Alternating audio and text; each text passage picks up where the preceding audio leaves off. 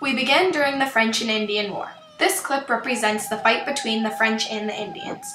The war lasted 7 years. During the war, thousands of soldiers got severely wounded and hundreds needed amputations like the man in this reenactment. A couple of important things to know about amputations during the 1700s is that the mortality rate was between 45 to 65% when performed in hospitals. In battlefields, the mortality rate was higher due to the lack of sanitation. When amputations were performed on patients in the 1700s, there wasn't any anesthesia, so they were awake the whole time. Ow! Stop! Sir, you gotta stop! Ow! Ow! As you can see, this soldier has smallpox. Smallpox is a very contagious and extremely painful disease. Many people would take their life. The French used smallpox as a bioterrorism against the Indians.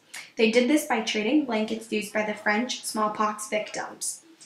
Smallpox quickly spread throughout the Indian population. This action killed off hundreds of thousands that were in the Indian population. Thank you.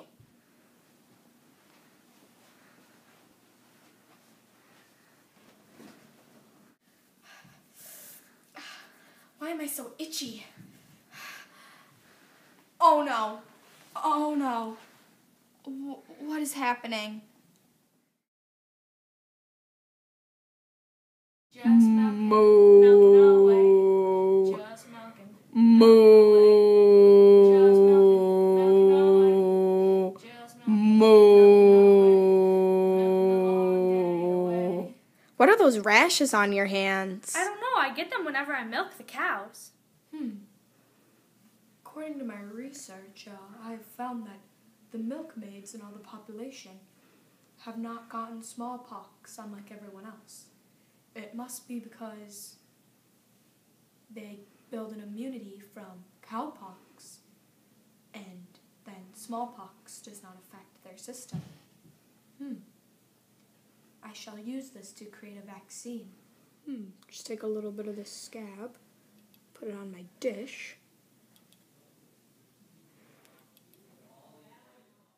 Edward Jenner inoculated 8-year-old James Phipps with cowpox disease. Phipps developed a fever. 10 days later, Jenner then injected Phipps with smallpox. Phipps did not get the disease, and Jenner had created an immunity to smallpox for Phipps. Jenner's discovery helped eradicate smallpox disease 200 years later. Today we are interviewing William Charleston, who has published a couple different books throughout the 1700s.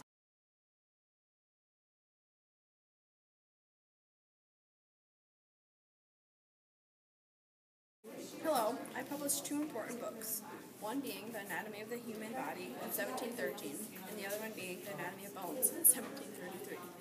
Who do you find are reading these books? Definitely anatomy students. They've been using them for like a century. And are they reading these books to further their knowledge on the human body? It has furthered their knowledge extremely. Okay, and are they using this knowledge then to perform more advanced surgeries? Yes, very much so, and learning different types of surgeries.